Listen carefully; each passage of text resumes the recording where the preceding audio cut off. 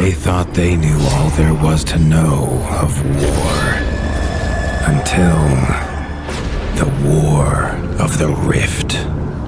While the Southern King hid, warm in his keep, the Darkwings cut their bloody trail from frozen north to winter's edge. Alone, the Warden and his small garrison turned their whiskers to the icy wind. At the end of hope, in a last barrage, they wiped Batkind from the land and memory. With no sign of the Darkwing's return, in time, few believed them little more than a fairy's tale. But at Mount Cauldron, time had been all they needed. An old enemy claws free of their icy tomb and hungers for vengeance. But not all is lost. King Rattus brings north a cause for hope. A bastard prince, placed in the paws of the Warden of the Wastes to raise as his own. A secret of blood never to be told. Now, fate calls for a hero in a murderous screech, and one young rat will answer.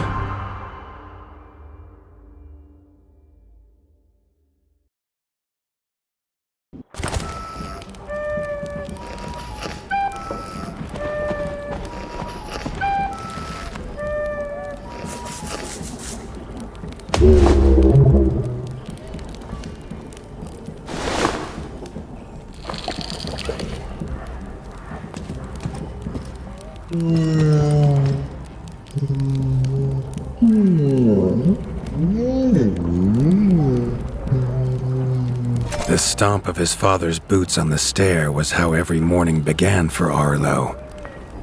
The booming shout to ready himself was louder still, but such was Lord Eivor's zeal at a new day. Dawn was breaking over winter's edge, and Arlo was yet to miss one.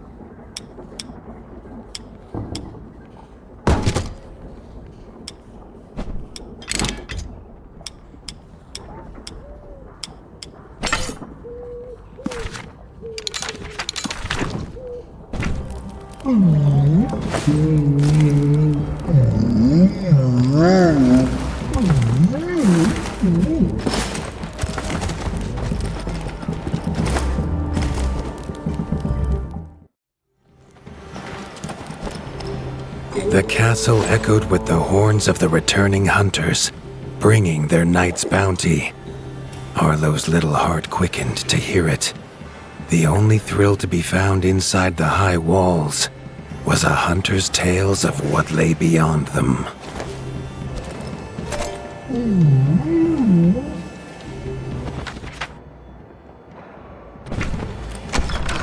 Arlo tells himself it's a good life here in Winter's Edge. The bustling of contented ratfolk, the crisp mountain air, and without the endless scourge of frogs the southerners suffer. Why should he want for more?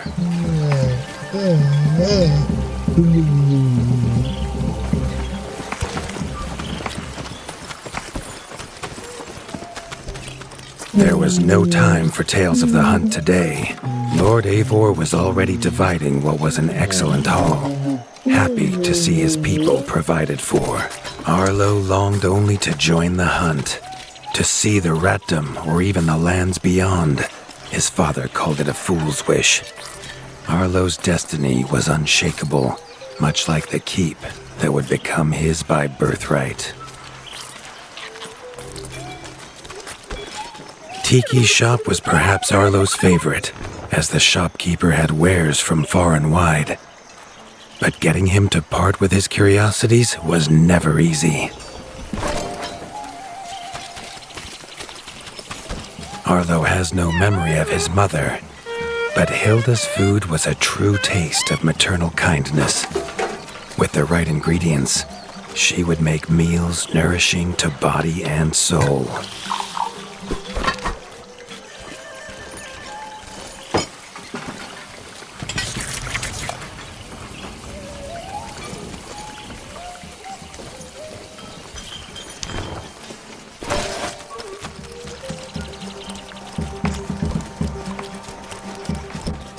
Chief Mason Leaf was the rat Arlo most admired. As younger brother to Lord Eivor, his carefree uncle never faced the burden of being warden of the wastes. With walls this strong, his duties were light, leaving him plenty of time for his nephew.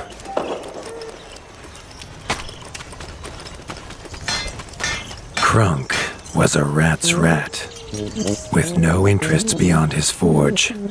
If you have the parts, this Mastercraft's rat can make armor and weapons that would see off a sky scorcher bite, or so he claims. Arlo wondered how well they'd do against something that wasn't a myth.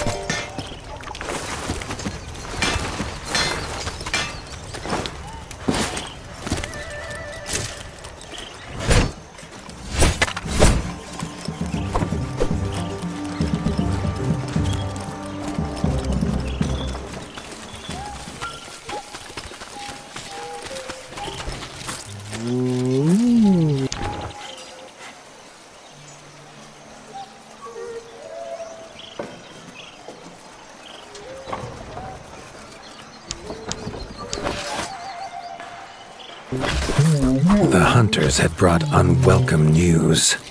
A family of the reviled creatures ratfolk called backstabbers had moved into the wastes.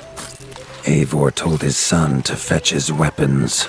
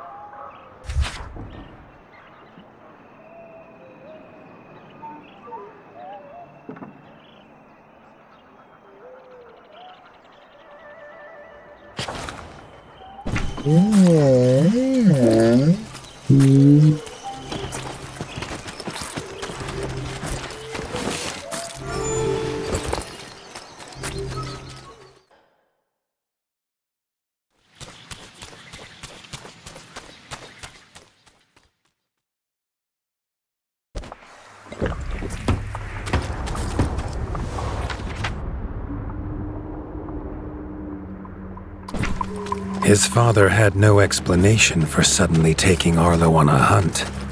It even gave the hunters pause. Arlo had been taught to fight, and better than most. But rarely had he been tested. He was determined to prove himself.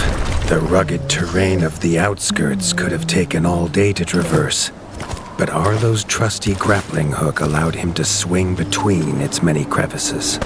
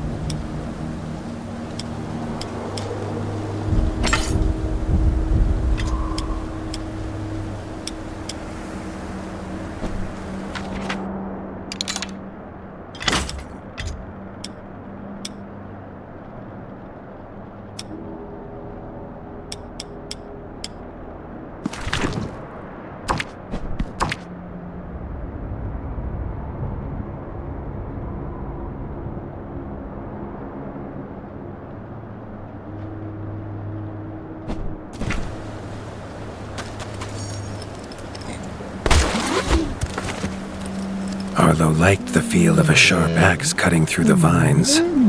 The wilds were part of his home, and nothing in them would frighten him.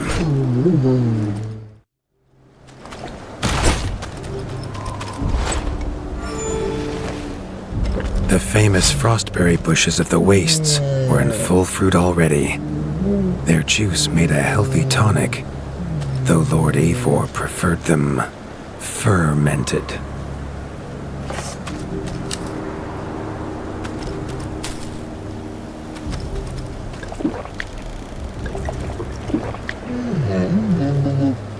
His father was a sturdy rat, built for strength, not speed.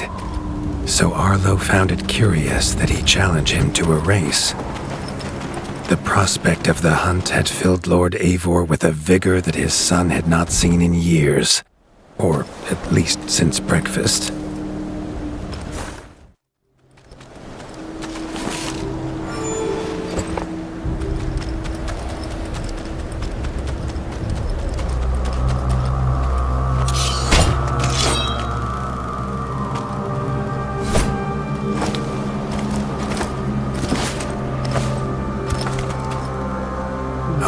paladin fights the hardest battles, he told Arlo, and needs the sharpest blade. With that, Eivor gifted Arlo his own sharpening whetstone.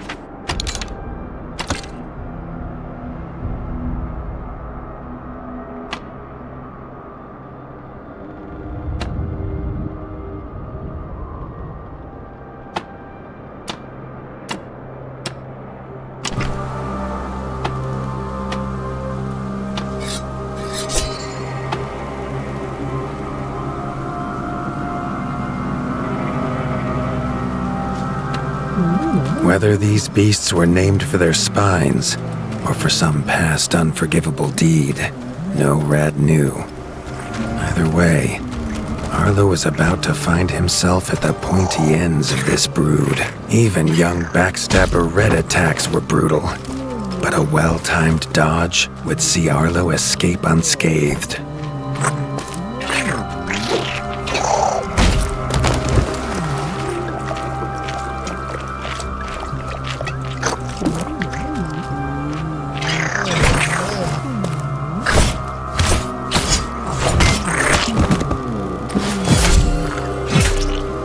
This backstabber lived up to its name with its deadly white attack, but Arlo's shield could block the deadly spikes.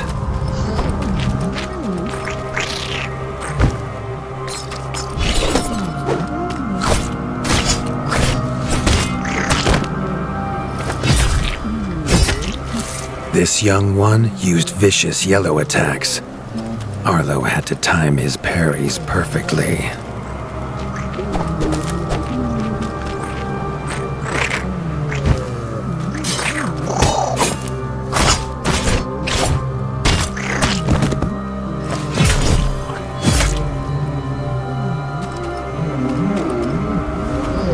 This mother had left her young to fight alone, but the same could not be said of Lord Eivor as he leapt to his son's side.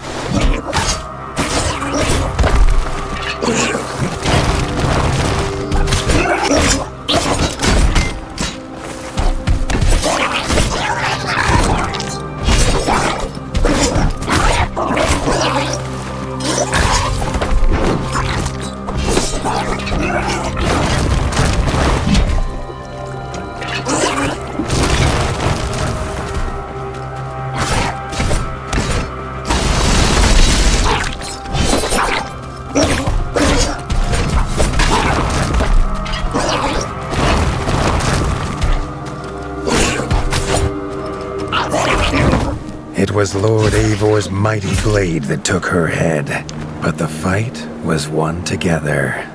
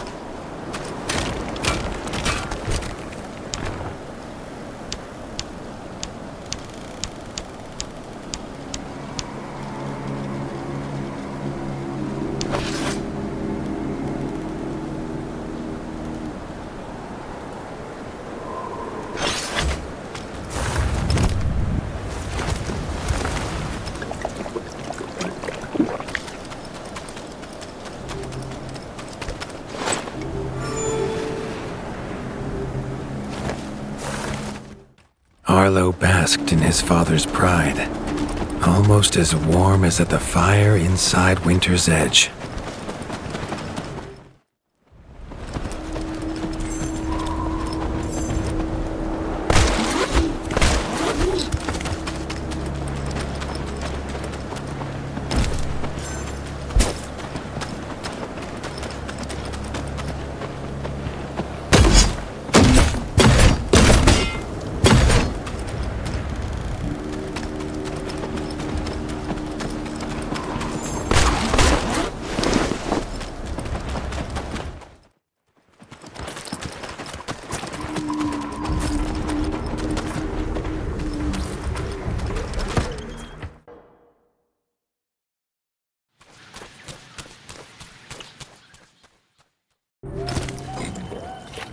Triumphant and keen to tell the tale of his son's victories, Lord Eivor set to a night of drinking with the elders.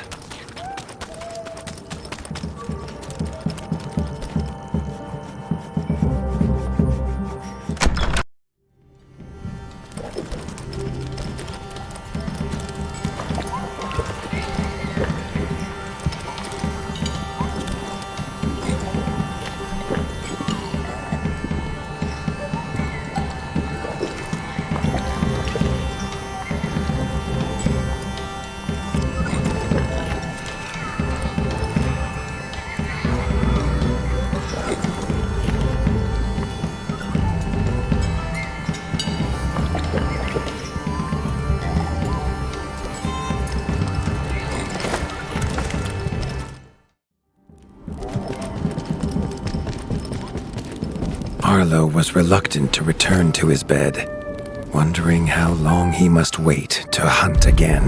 The booming footsteps that woke him this time were nothing like those of his father.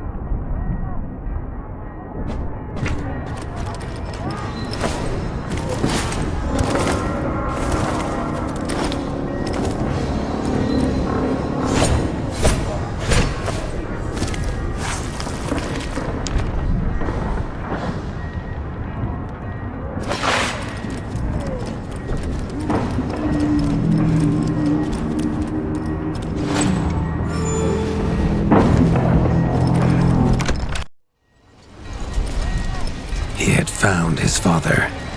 The warden stood alone, holding back a whole Darkwing army, their cruel Count Kazak leading them. His father charged, but the Darkwing Count was as fast as he was strong. The Winter's crown tumbled to Arlo's feet, now without a head to rest on. There was no time to grieve his father, as from above the Count revealed his greatest weapon, a sky scorcher. Not a fairy's tale, but an undead beast whose very breath could level kingdoms. And its eye was trained on Arlo. All that came next was a fog of bloodlust, snapping jaws, and the beating of leathery wings. But there could be no victory. Arlo awoke, groggy and warm to his father's shouts. Only he wasn't in bed. The warmth was from the fire that had engulfed Winter's Edge, and the shouts were his uncle's. The only other survivor of the Darkwing attack, Leaf was bruised and his hind paws barely steady. He'd seen villagers flee to the outskirts. Arlo knew it was up to him to make them safe.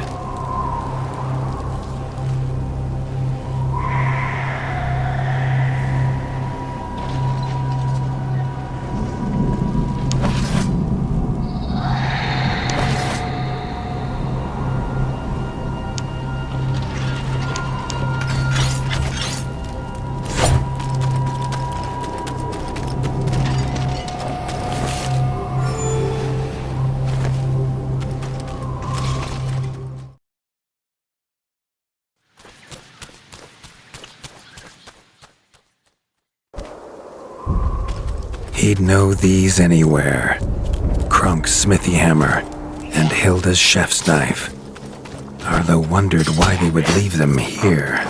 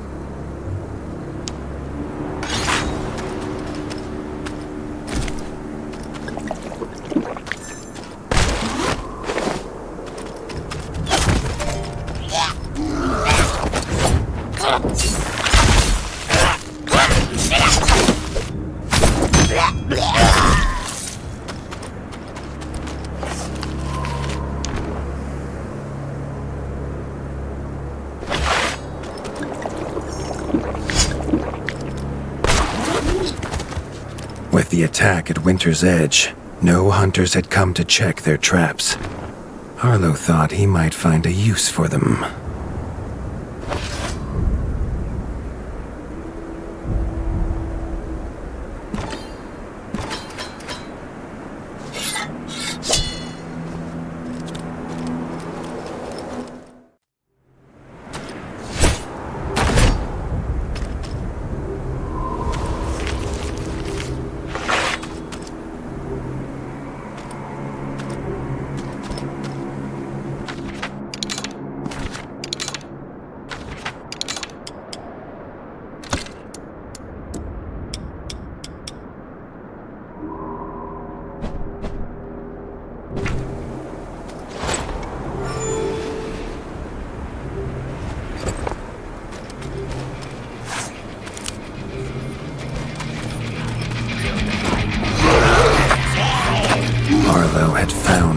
And his friends had fled.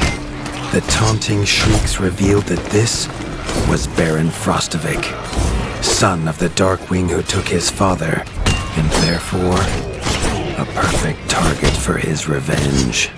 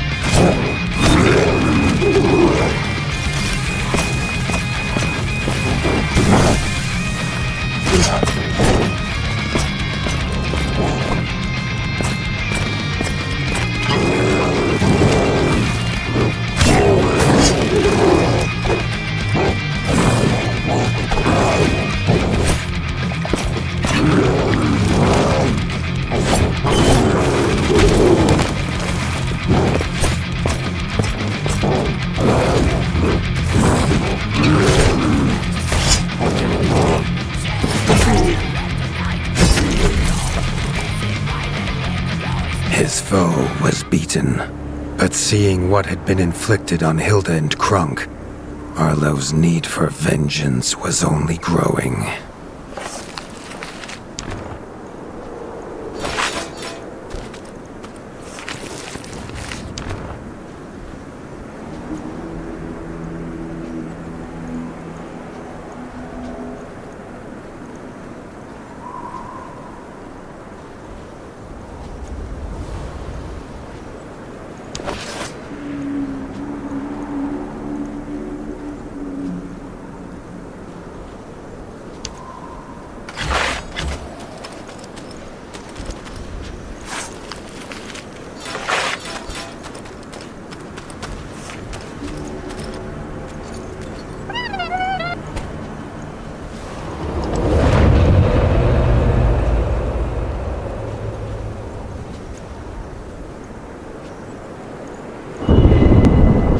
Suddenly wished to be within the walls of Winter's Edge, to hear the boot and boom of his father at dawn, a sound he realized he'd never hear again.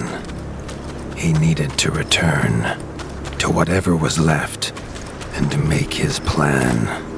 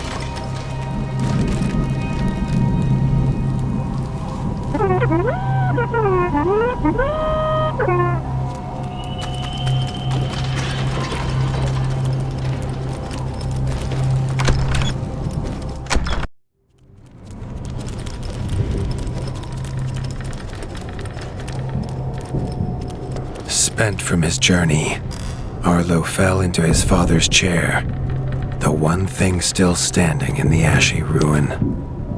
It was his chair now, along with the title of Warden of the Wastes. Arlo's shoulders slumped at the weight of it.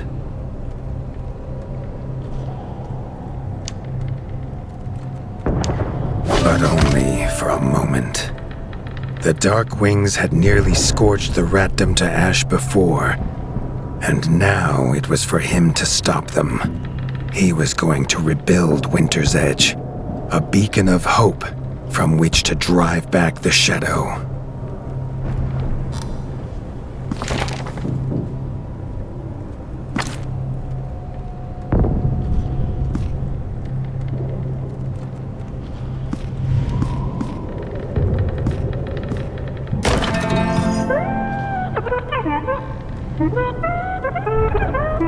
This much Arlo knew. No rat would rebuild Winter's Edge on an empty stomach. The kitchen had to be fixed and stocked. Leaf suggested Arlo visit the Night Eyes of the Golden Forest, known for their hearty food. Arlo hoped rat wasn't the key ingredient.